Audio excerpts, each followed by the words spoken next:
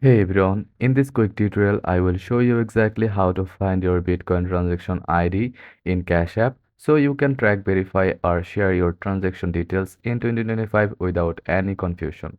First of all, open your Cash App and tap the clock icon at the bottom of the screen. This takes you to the activity page where you will see all your past transactions, deposits, withdrawals, and purchases.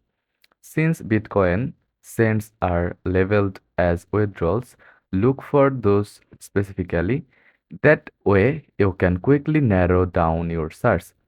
Once you have found the right withdrawal transaction, tap on it to open the detailed view. Here, select the web receipt option.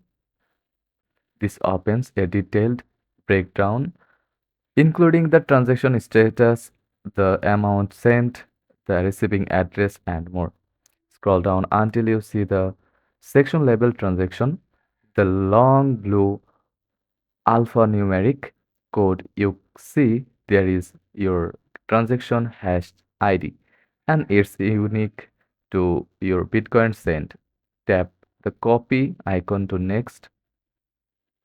Tap the copy icon next to it and Cash App will confirm its been copied to your clipboard.